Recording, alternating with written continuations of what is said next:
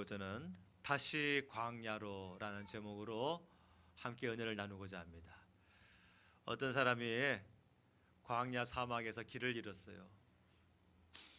한참을 헤매고 고생하다가 그 원주민 한 사람을, 지나가는 원주민 한 사람을 딱 만난 거예요. 너무 반갑잖아요. 여보시오, 마을이 어디 있습니까? 여기는 마을이 없습니다. 그 물은 어디 있습니까? 물은 여기서 직진해가지고 한 3일쯤 가다가 우회전 해보시오. 그게 광야예요. 그게 사막이란 말이죠. 기준이 어디 있어요? 기준이 없어요. 광야의 특징이 뭐예요? 뭐 계획이 필요가 없어요. 계획이 무용지물 되는 것이 광야입니다. 내 준비함이 아무런 소용이 없는 것이 광야란 말이에요. 광야에서 우리는 내일 준비하죠. 내일 할 일, 모레 할 일, 이번 한 달 동안에 내가 이루어야 될 일들, 막 계획 얼마나 많습니까? 광야에 들어가면 이 모든 것이 하나도 다 백지가 돼버리고 아무것도 소용이 없는 것이 바로 광야란 말씀이에요. 하나님께서 다윗을, 그 왕의 직무로 바쁜 다윗을 광야로 내쫓으셨어요. 도로 해야 될 일이 얼마나 많은데 여기서는 안 된다는 거예요. 너 도로 광야로 들어가라. 근데 그 일을 다른 그 어떤 외적이 아니라 자신의 아들이 백성들의 마음을 다 뺏어가지고 칼을 차고 말을 타고 왕궁으로 쳐들어오게 만들고 아무것도 못 건지고 그냥 몸만 빠져나가게 만드셨어요. 하나님은 이처럼요, 오늘 그 모든 백성들, 하나님의 그 백성들을요 광야로 밀어붙이십니다. 그 이유가 뭘까요? 오늘 본문을 통해서 크게 두 가지로 은혜를 나누려고 합니다. 첫 번째로는 광야에 서야만 하나님의 은혜가 무엇인지를 비로소 알기 때문에 그래요. 지금 내가 누리고 있는 모든 것이 전부 다 하나님의 은혜였구나라는 것을 지금의 현실에서는 잘 몰라요. 근데 어디서 알게 되느냐? 다 비워버리고 다 빼앗겨버리고 혼자 남았던 그 광야에서 비로소 깨닫게 된다, 그 사실이에요. 하나님께서 하나님의 그 다윗을 향한 사랑의 그 표현은 다윗을 도로 광야로 돌아가게 하는 거였어요. 다윗이 지금까지 대단한 성장을 이뤘거든요. 그는 질풍노도였어요. 사무엘하 5장 10절에 만군의 하나님 여호와께서 함께 계시니 다윗이 점점 강성하여 가니라. 그 다윗은 왕된 후에 다윗의 대적을 하니까 싹 없애버리셨어요. 전부 다 온 나라에, 나라 아닙니까? 나라 안에 있는 대적도 싹 없애버렸고 나라 밖에 있는 대적도 다 점령 다 하셨어요. 없어요. 너무너무 편안하고 너무너무 안전하고 너무너무 그 행복한 그 삶 가운데에 다윗을 거하게 되었더니 거기서 나타난 다윗의 삶이 뭐였습니까? 사무엘하 12장에 나오는 다윗의 흑역사예요. 하루아침에 간통죄와 살인죄가 벌어지고 만 겁니다. 그 전에 왕 되기 전에는요 얼마나 조심조심 하나님을 붙들고 하나님께 기도하고 하나님 나를 도와주세요, 살려주세요, 인도해주세요, 그런 매일의 연속의 고백이었는데 왕궁에서 왕이 되고 난 후에 자기 마음대로 행동하는 모습을 발견하게 됩니다. 모든 것을 다시 원점으로 하나님께 돌리셨어요. 왕이 되기 전의 모습으로. 지금 왕인데 왕이 되기 전에 그 삶으로 돌아가게 하셨어요. 그것은 뭡니까? 다시 도망자입니다. 지긋지긋하거든요.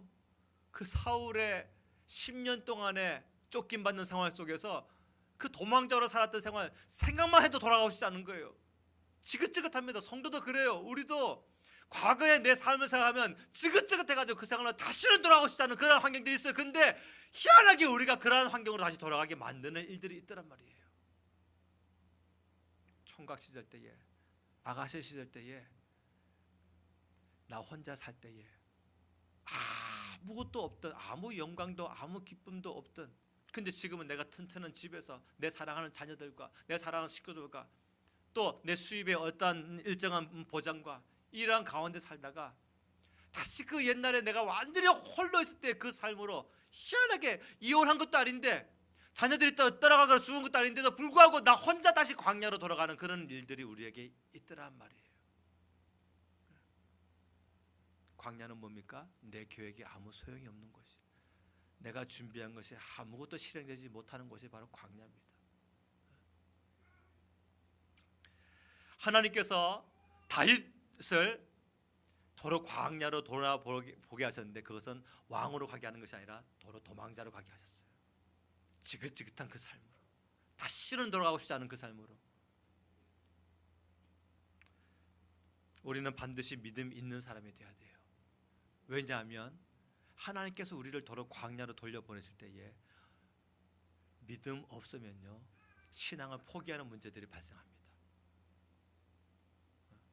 어떤 집사님이 아들이 고등학교 때 하도 노는데 어떻게 입시 기간에 좀 정신을 바짝 차려가지고 대학에 들어갔어요. 그래서 이 녀석이 이제 대학에 들어가면 좀 공부 좀 하겠거니라고 생각을 했더니, 기대했더니 이놈이 대학 들어가가지고 더 노는 거예요. 왜? 이제 나 성인이다 이거죠. 원래 그렇거든요. 대학 들어가면 나라에서 인정한 성인이고, 캠퍼스에서 담배 피고 뭐 술 먹고 뭐 해도 아무런 지장을 받지 않는 것이 대학 생활이거든요.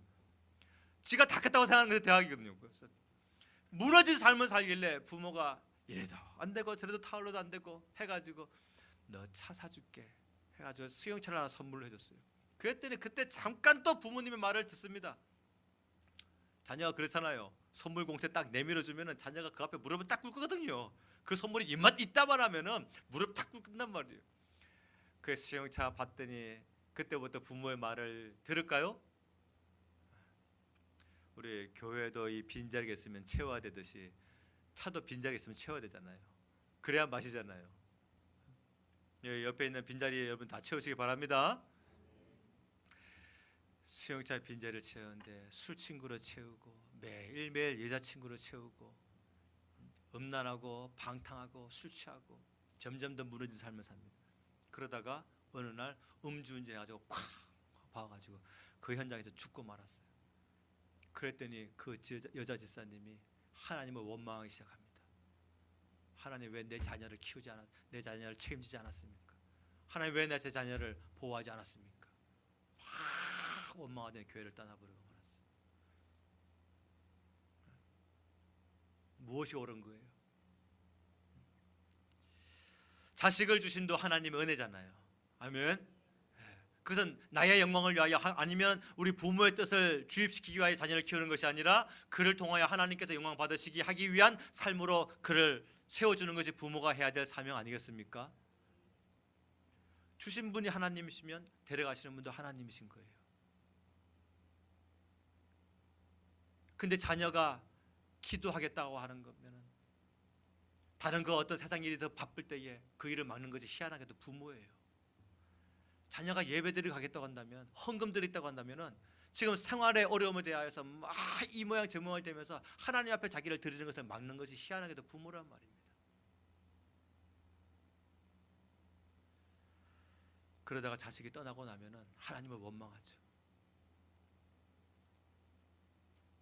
세상에 우리가 제일 소중한 것이 자식이라고 표현하는데, 그 자식을 잃은 그 부모의 슬픔을 뭘로 다르게 표현할 수가 없지만은, 그러나 자식을 잃었다고 해가지고 신앙을 등지거나 혹은 생명을 포기하거나 그렇다고 한다면 그가 지금까지 의지한 것은 하나님이 아니라 세상이었다는 것이죠. 세상을 잃어버렸을 때에 신앙을 포기하고 혹은 삶을 내려놓을 수밖에 없었다고 한다면 그가 지금까지 의지한 것은 세상인 것이 하나님이 아니었던 거예요. 하나님을 의지하는 사람은 세상을 잃어버렸을 때 비록 힘들고 어렵지만 다시 일어섭니다. 극복합니다. 하나님께서 붙드시는 은혜가 그 안에 있는 거예요. 네. 부모님의 은혜를 모르면 부모를 모르죠. 자식들은요, 부모님의 은혜를 모르면 자기 부모를 모르는 거예요. 아이, 목사님 무슨 말씀이요? 내가 내 부모님 얼마나 잘 아는데, 우리 아버지 이런 일 하시고 우리 엄마 저런 일 하시고 고향이 어디시고 성함이 한자가 어떻게 되시고 연세가 어떻게 되시고 성품은 이렇습니다. 아니에요. 부모의 은혜를 모르면 부모를 모르는 거예요. 부모가 그 자식 하나를 키워내기 위하여 얼마나 많은 수모와 얼마나 많은 피곤과 얼마나 많은 고단함과 얼마나 많은 아픔 가운데서도 아프다 하지 아니하고 내색하지 아니하고 자녀에게 나 너 키우느라고 힘들어 이런 말 하지 아니하고 그 자녀를 힘있게 키워내는지, 그거 모르면 자식이 부모 모르는 거잖아요. 의외로 자식들 중에서요, 내가 크게 되지 못했던 이유는 내 부모님을 내가 잘 못 만나서다, 이렇게 생각하는 자들이 우리나라에 많대요. 정말 많대요. 설문조사에 나온 거예요. 우리 자녀들은 그렇게 생각하지 말기 바랍니다. 아멘이 이렇게 크시네. 우리 자녀들은 절대로 부모를 향하여 그런 마음 갖지 말길 바랍니다. 내가 잘된 것은 하나님께서 내게 복 주신 것이요, 내가 안 된 것은 내가 무언가 하나님과의 관계가 지금 꼬여 있는 거예요. 그거 풀으면 다 잘 됩니다. 아멘. 예. 자녀가 부모가 나에게 베푼 그 은혜를 모르면 그 부모 모르는 것처럼 하나님의 자녀인 우리도 마찬가지예요. 하나님의 은혜를 모르면 우리 하나님 모르는 거예요. 하나님이 언제 우리에게 나 너 키우느라고 힘들어 그런 내색해 보신 적 있나요? 하나님 우리에게 내색하지 않습니다. 근데 정작 하나님 얼마나 아프신지 몰라요. 얼마나 고통 가운데 계신지 몰라요. 하나님의 나를 살리시기 위하여 얼마나 고생스럽다 하지 아니하시는지, 하나님의 마음을 내가 아프게 참 많이 행동했지만 하나님께서 아프다 말씀하지 아니하시는지, 오히려 하나님은 그러시죠. 너 많이 힘들지, 어렵지. 우리는 하나님 말고 다른 삶으로 말미암아 살다가 힘들고 어려워서 여기 와 앉아있으면 기도 가운데 찬양 가운데 말씀 가운데 너 많이 아팠지 하고서 위로해 주신 분이 하나님이세요. 그래서 우리가 이 하나님의 은혜를 받았으면 이제 하나님 많이 아프셨죠. 나 때문에, 내 가족 때문에, 저 사람 때문에, 우리 한국 땅이 무너진 일 때문에 많이 아프셨죠. 내가 이제 하나님을 위로할게요. 그렇게 기도하는 사람 그렇게 많지는 않습니다. 하나님의 은혜를 아는 사람이 그러한 삶을 살게 되는 것이죠. 하나님의 은혜를 모르면 맨날 자기 삶을 위해 살다가 여기 와가지고 울고 자기 인생을 위해서 웁니다. 그럼 이제 하나님의 위로를 받죠. 신앙적으로 어린아이들의 특징이 그렇거든요. 부모님을 위로할 어떤 그런 성숙함이 없거든요. 그 안에 아버지와 어머니를 위로할 만한 그런 성숙함이 없거든요. 그러니 나 오늘 학교에서 이런 일 상처받았어, 나 오늘 친구들한테 배신당했어, 그게 어린이들이 하는 말이에요. 물론 그게 나쁜 건 아니지만 그를 통하여서 부모님의 사랑을 경험하고 부모님의 위로를 통해서 주님밖에 없구나, 하나님밖에 없구나 하는 걸 깨닫게 됐지만, 이제 믿음이 성숙한 자가 되면 아버지의 아픔이 지금 어디가 있는지, 아버지의 슬픔이 어디가 있는지, 아버지의 눈물이 지금 어디서 흐르고 있는 건지 깨닫고 그 문제를 시원하게 해결하기 위한 그런 사람들이 바로 성숙한 믿음 아니겠습니까?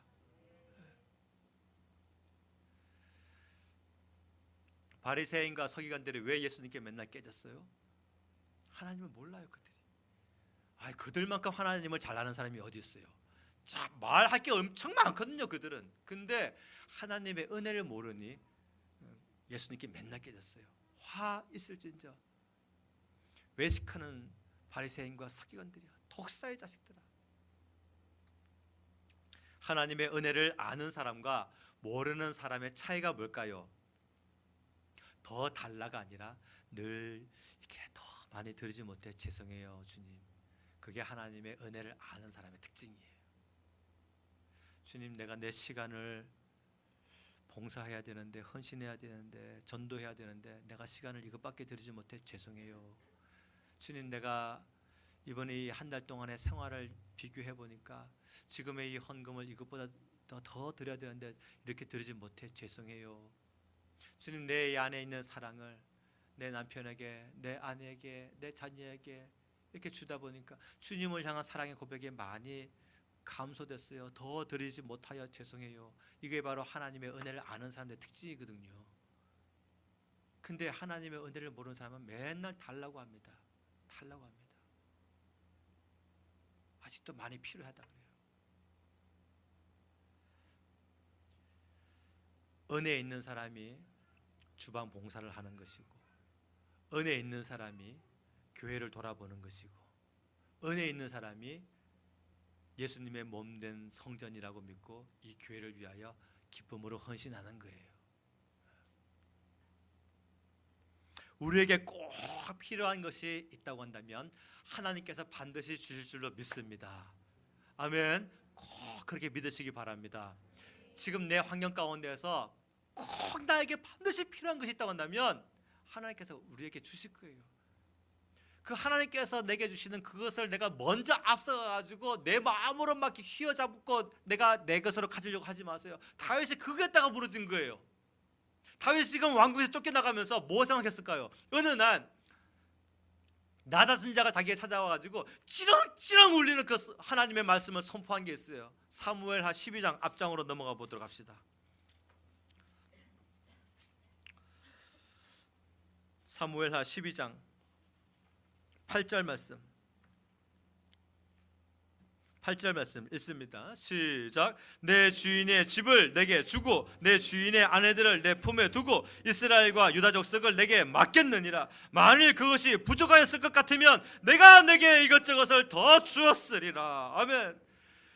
하나님께서 다윗에게는 다윗에게 합당한 만큼의 누릴 수 있는 환경을 주신 것처럼 오늘 내 삶 가운데서는 나의 믿음의 크기와 나의 어떤 그런 세상적인 욕심과 또 나의 어떤 그런 즐기고 싶어하는 그런 어떤 문화생활 여기에 대하여 지금 나에게 딱 맞는 환경을 하나님께서 주신 거예요.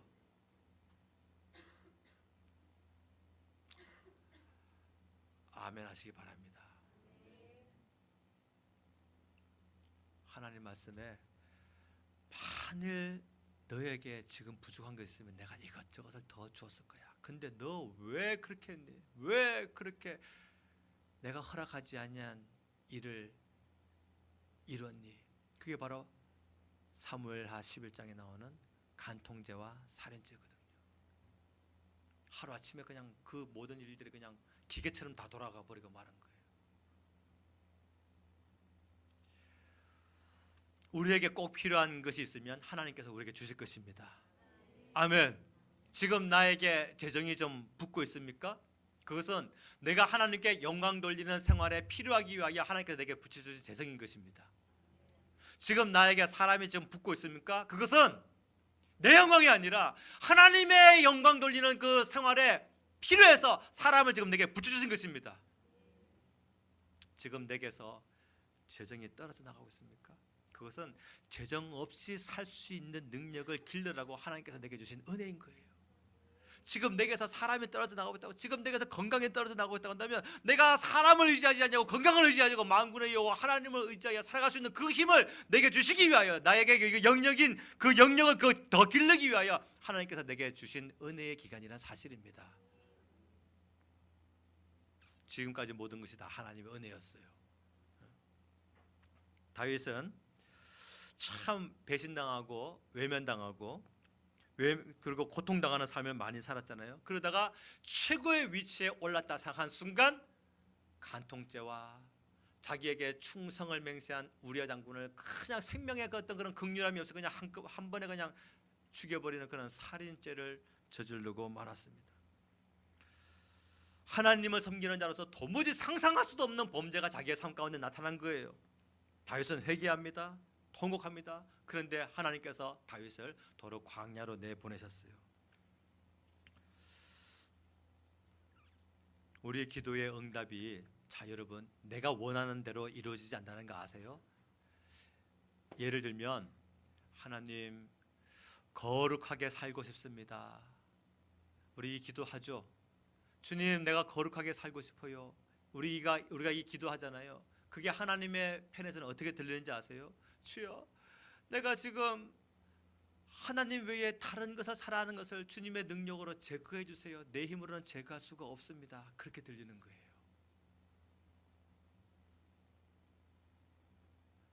아 이제부터 나 거룩하게 산다는 기도하지 말아야 되겠다. 내가 좋아하는 것을 다 잊어버리는 거 아니야? 주님 내가 정말 주님 앞에 주님만을 사랑하고 주님만을 붙들며 주님 앞에 거룩한 삶을 살고 싶어요. 이것이 하나님의 편에서는요 우리 안에 있는 무너진 삶, 거룩하지 못한 생활들을 다 제거해 버리시는 그렇게 우리에게 응답된다는 사실입니다.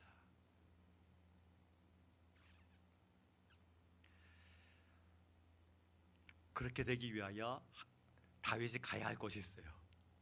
자신에게 도무지 성도로서 하나님을 섬기는 백성으로서 상상도 못하던 죄가 자기에게 나타났을 때 다윗은 고백했거든요. 주여, 주의 성령을 내게서 거두지 말아 주시옵소서. 하나님이여 나에게 정한 마음을 창조하시고 정직한 영을 내게서 새롭게 하여 주옵소서. 이것이 뭡니까? 주님, 나 거룩한 삶으로 살고 싶습니다. 이 기도거든요. 그래서 하나님께서 작정하신 거예요. 가자, 내가 너를 거룩하게 해줄게. 그곳이 어디예요? 광야예요. 광야. 그 바쁘고 왕의 직무가 얼마나 많은 거여서 그냥 쫓겨나와가지고 아무것도 없이 그냥 혈혈단신 광야로 쫓겨나가게 만든 것이 하나님의 인도하심이었어요. 광야의 길은 어떤 길입니까? 울면서 가는 길입니다. 23절 말씀을 보겠습니다. 23절 읽습니다. 시작. 온 땅 사람이 큰 소리로 울며 모든 백성이 앞서 건너가며 왕도 기드론 시내를 건너가니 건너간 모든 백성이 광야 길로 향하니라. 30절 말씀을 찾아봅시다. 그리고 읽습니다. 시작. 다윗이 감난 산길로 올라갈 때에 그의 머리를 그가 가리고 맨발로 울며 가고 그와 함께 가는 모든 백성들도 각각 자기의 머리를 가리고 울며 올라가니라. 아멘. 광야 길은 어떻게 가는 거예요? 울며 가는 길이 광야 길. 그 울며 가는 길이 많은 미묘한 복잡 미묘한 그런 감정이 있거든요. 지금 당하고 있는 것에 대한 그 고통에 대한 그 슬픔과 괴로움 때문에 울기도 하지만 이 일의 인과응보가 바로 나의 이 죄악과 나의 불순종과 나의 이 범죄로 말미암아 내 정욕으로 말미암아 하나님과의 관계가 떨어진 상황에서 내가 맺었던 그 열매로 말미암아 내가 지금 고통당하구나. 거기에 대한 막 영적인 막 그런 후회스러움을 믿거든요. 거기에 대해서 막 통곡하면서 울면서 가는 것이 바로 광야로 돌아가는 길입니다. 내 힘으로는 못 가요. 주님께서 가게 하십니다. 우리는 자신의 욕망과 범죄로 말미암아 우리가 겪는 고통에 대해서 깨닫는 게 있어요. 더 이상 욕심 부리지 말아야 되겠다. 내 정욕과 내 불순종으로 말미암아 내가 고통당할 때 그때 깨닫는 게 있어요. 더 이상 하나님 앞에 불순종하지 말아야 되겠다. 그때 이 광야로 울면서 눈물을 흘리고 통곡을 하면서 가는 그 다윗의 마음에 그날 그 나단 선지자가 사무엘하 12장 8절에서 자기에게 와서 해줬던 그 말이 머리에만 맴돌았을 거예요. 만일 너에게 부족한 것이 있다고 한다면 내가 너에게 더 줬을 거야. 내가 다시는 더 욕심 부리지 말아야지. 내가 다시는 더 사람보다 더 나은 삶을 살려고 노력하지 말아야지. 내게 부족한 것이 있으면 하나님께서 채우실 것이다.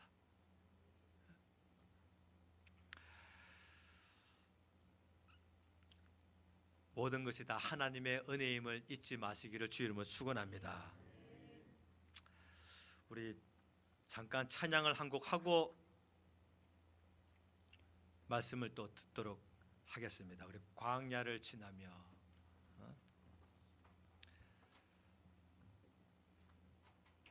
이 찬양을 부르면서 그 다윗의 광야로 다시 쫓겨나가는 그 심정이 오늘 우리의 마음 가운데에 같이 동요가 되어지기를 원하고 공감되어지기를 원하고 그 속에 하나님의 뜻이 무엇인지를 깨달을 수 있는 그런 은혜가 있기를 주님으로 축원합니다. 찬양합시다.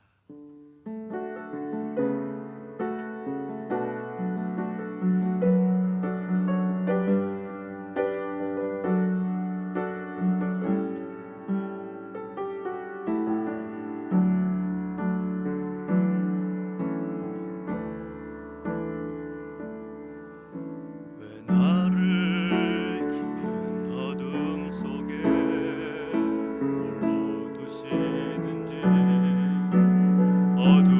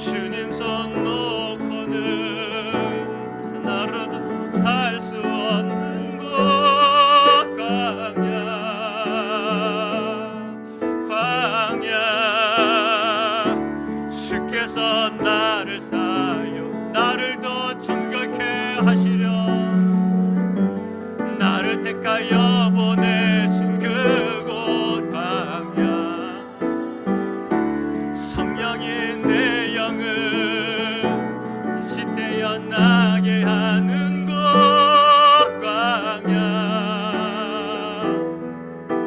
광야에 서 있네.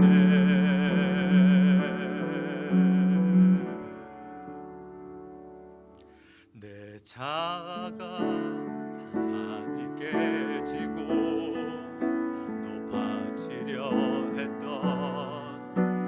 내 꿈도 주님 앞에 내려놓고 오직 주님 뜻만 이루어지기를 나를 통해 주님 만들어 나시기를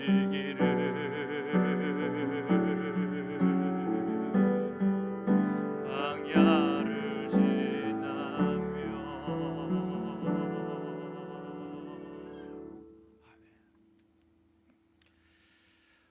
두 번째로 하나님께서 다윗을 광야로 인도하신 그 은혜가 있습니다. 그것은 무엇이냐면 다시 쓰시기 위함입니다. 다시 쓰시기, 더 귀하게 쓰시기 위함. 무너지는 것이 아니라 더 멋지게 세우시기 위한 하나님의 계획이 광야에 있는 거예요. 홀로 있는 거죠. 내 힘으로 할 수 없는 그 문제를 우리가 당해야만 하나님을 붙들 수가 있거든요. 건강에 대하여 도무지 내가 어떻게 할 수가 없는, 재정에 대하여, 직장에 대하여, 인생에 대하여, 자녀에 대하여 내 힘으로 할 수 없는 문제를 만나야 내가 하나님을 붙들고 하나님을 의지하고 주여 살려달라고 기도하거든요. 그래서 하나님께서 우리를 다시 세우시기 위하여 다시 광야로 보내시는 거예요. 재충전이란 말이 있죠. 그것은 뭡니까? 이미 벌써 비워졌다는 뜻이죠. 다윗은 광야에서 재충전 받습니다. 왕궁 생활하던 다윗을 보세요. 다윗에게 충성 맹세한 사람들이 많거든요. 경고합니다. 다윗에게 충성 맹세한 사람들이 이미 벌써 과거에 600명이나 있었거든요. 근데 그 광야 생활할 때에 다윗에게 충성 맹세한 그 600명을 다윗이 의지할 수 있었을까요? 아니요. 왜? 그들보다 더 큰 숫자인 3,000명의 군사를 이끈 왕이 자기를 공격하기 때문에 그 600명을 의지할 수가 없는 거예요. 근데 대적이 사라지고 나니까 그 600명이 이제 자기에게 든든한 요새가 됩니다. 바로 그런 거예요. 그런 거예요. 내 힘으로 해결할 수 없는 문제가 와야 우리가 비로소 하나님 살려달라고 구하고 찾고 두드리는 영적인 기도가 바로 거기서 나온단 말이죠. 내 힘으로 할 수 있는 문제들만 남았을 때는요, 하나님을 의지하지 않아요. 그게 바로 우리의 모습이에요. 우리의 모습. 군사력이 막강했죠. 왕으로 했을 때에 눈빛 한 번만 딱 보면 신하들이 어떻게 합니까? 야, 임금님 시장에 하신가 보다. 임금님이 헛기침만 한번 딱 하면 야, 임금님 뭐 심심하신가 보다. 임금님 지금 배는 부르신데 간식거리를 찾으시는가 보다. 그냥 다 하거든요. 광야에서는요, 옛날에 그 쫓김받던 시절에서는요, 여호와는 나의 산성이시요, 여호와는 나의 방패시요, 여호와는 나의 여호와시요, 여호와는 나의 피할 바위시요, 여호와는 나의 구원자시요. 맨날 그거 보러 살았어요. 근데 이제 진짜 육신적인 그 견고한 삶 가운데 들어와 보니까 그 생활이 딱 사라져버린 거예요. 사라져버린 거예요. 벽돌로 쌓아놓은 그 성벽 안에서 살면서 그 튼튼한 요새, 사람이 만들어놓은 그 피조물들이 세워놓은 그 견고한 요새에 살다 보니까, 그리고 바깥에 대적이 없어요. 그러니 하나님을 향한 영적인 그 날카로운 영적인 고백에 무뎌져 버리고 마는 거예요. 무뎌졌어요. 하나님을 두려워하지 않는 자가 되고, 자신에게 나타난 문화는 막 무너지고 자녀들이 무너지고. 그래서 다윗이 시편 51편에서 막 통곡하잖아요. 하나님의 성령을 내게서 거두지 말아 주시옵소서. 거룩한 자가 되게 하여 주시옵소서. 그 하나님의 기도의 응답은 광야로 그를 끌고 가는 것입니다. 너 어디서 나를 붙들는지 기억해봐. 너 혼자 총각으로 살 때, 너 혼자 처녀로 아가씨로 살 때에 그 외롭고 힘들고 곤고한 상황 가운데서 나를 붙들었던 그 신앙 다시 회복해. 그래야 아버지로서의 영적인 권위가 있는 것이고, 그래야 어머니로서의 영적인 권위가 있는 것이고, 그래야 교회에서 직분 감당하게 되는 거야.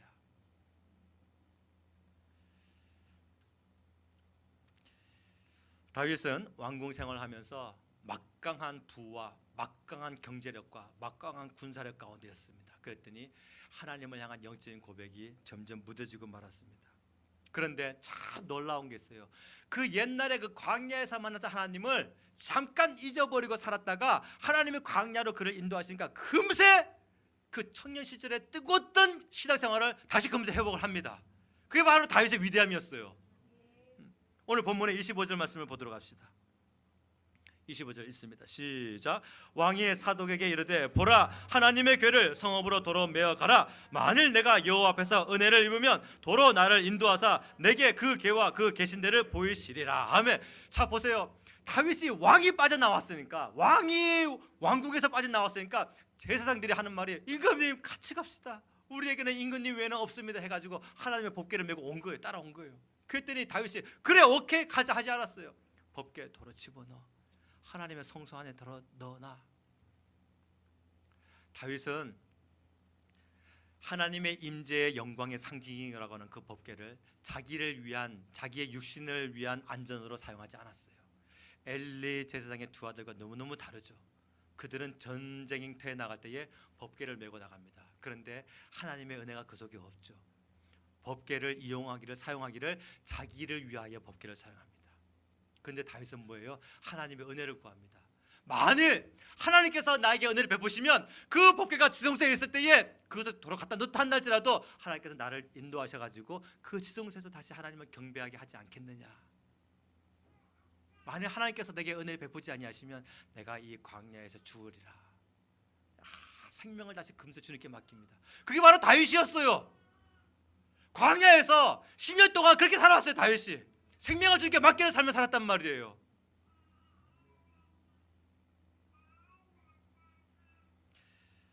성도가 그렇습니다. 이 예배 생활이요, 헌금 생활이 자기가 하나님께 복받기 위하여 하는 사람이 있어요. 자기 생활의 안전을 위해서, 자기 생활의 어떤 그런 더 튼튼함을 위해서 신앙생활 하는 사람이 있습니다. 근데 하나님의 은혜를 아는 사람은 이 예배 자체가 주님 앞에 은혜로 감사로 드려지게 됩니다. 헌금의 목적이 내 생활에 더 복주세요가 아니라 주님 선한 사업에 사용하여 주세요. 주님이 내게 베푸신 그 은혜에 사용하여 주세요. 다윗은 하나님의 법궤를 자기를 위해 사용하지 않습니다. 도로 법궤 가져가 지성소에 넣어놔. 하나님께서 나를 기뻐 받으시면 내가 왕궁으로 돌아가게 하나님께서 하실 거야.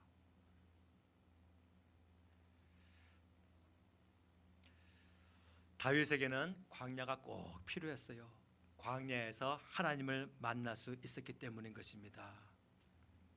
어떤 사람은 이미 벌써 재정의 광야에 들어간 사람이 있고, 어떤 사람은 이미 벌써 건강의 광야에 들어간 사람이 있고, 어떤 사람은 직장 문제로, 어떤 사람은 집안 문제로 도저히 내 힘으로 안 됩니다라고 광야에 들어간 사람들이 있어요.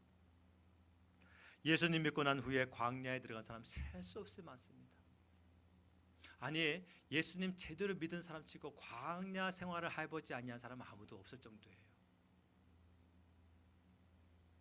거기서 우리를 입히시고, 거기서 우리를 먹이시고, 거기서 우리를 세우시는 하나님의 은혜를 경험하기 때문에 그 광야 생활을 체험한, 광야에서 하나님을 체험한 사람들은요, 광야에서 도로 다시 나올 때에 이와 같은 고백을 합니다. 내게 능력 주시는 자 안에서 내가 모든 것을 할 수 있느니라.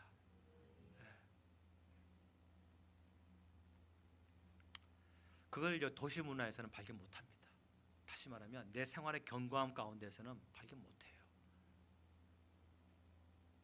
돈이 많고 항상 건강하고 자녀가 잘 되고 남편이나 아내가 하늘 일들을 모두 번쩍번쩍 빛나게 될 때에 하나님을 간절히 붙들고자 하는 그 마음가짐이 사실 우리가 부족합니다. 도시 문화에서는 발견할 수 없는 거예요. 말씀을 맺겠습니다. 내 안에 하나님 외에 지금 존재하고 있는 소중한 것들에 대하여 모든 것을 다 비우게 되는 곳이 광야예요. 은혜를 잃어버리고 살던 나, 감사를 잃어버리고 살던 나, 하나님만이 내 인생의 주인입니다. 그 견고한 신앙의 그 줄을 놓쳐버린 채 살고 있던 나를 다시 하나님 앞에 크게 쓰임받는, 실제로 다윗은 이 광야에서 다시 나오고 왕궁으로 돌아왔는데 너무너무 놀라운 일들을 많이 해냅니다. 우리가 지금 누리고 있는 모든 환경은 다 하나님의 은혜로 제공받은 것입니다. 아멘. 내가 더 노력하려고 되는 것이 아니라 너에게 부족했다고 한다면 내가 너에게 이것저것을 더 주었을 거야. 내가 다시는 욕심 부리지 말아야지. 내가 다시는 더 채우려고 하지 말고 내 것을 가지고 지금 이 상황 속에서 얼마든지 하나님께 영광 돌리고 주님을 기쁘시게 하는 삶으로 살아야 되겠다. 광야로 가는 길은 은혜의 길입니다. 광야로 가는 길은 회복의 길입니다. 나를 더 귀하게 쓰시고자 하는 하나님을 만날 수 있는 곳이 바로 광야로 가는 길입니다. 그러므로 우리는 이제 이렇게 기도할 수 있어야 돼요. 주님을 향한 열정을 다시 회복시켜 주시옵소서. 주님을 향하는 그 열정이 회복될 수 있다고 한다면, 비록 그 가는 길이 광야의 길이라고 한다면 그 광야로 돌아갈 수 있는 믿음을 내게 부어 주시옵소서. 비록 그래서라도 내가 하나님을 만날 수 있다고 한다면 주님을 얻는 것이 세상 모든 것을 얻는 것보다 더 나으니 그곳에서라도 내가 주님을 만나서 지금부터 더 열정적으로 주님만 부르고 주님께만 내가 기쁨을 드릴 수 있는 믿음의 성도로 살아가게 하여 주시옵소서. 이와 같이 기도할 수 있는 여러분 되시기를 예수님의 이름으로 축복합니다. 기도하겠습니다. 함께 통성으로 기도할 때에 우리 주님께서 베푸시는 은혜를 간절히 사모하며, 하나님 나를 다루시고 하나님의 주권적으로 나를 인도하시는 주님, 내 뜻대로 마시옵고 아버지의 뜻대로 되기를 원합니다. 내 인생에 대하여 내 뜻대로 마시고 아버지의 뜻대로 되게 하여 주시옵소서. 내 뜻은 변질되었고 내 뜻은 세상적이며 내 뜻은 교회 정욕적입니다. 아버지 내 뜻대로 마시고 나의 영혼에 항상 좋은 것을 주시는 아버지 뜻대로만 되게 하여 주시옵소서. 아버지를 다시 만나기를 원하며 아버지로부터 큰 능력을 받기를 원하오니 주여 나를 다시 견고한 심령으로 세워 주시옵소서. 주여 세움으로 더더 기도합니다. 주여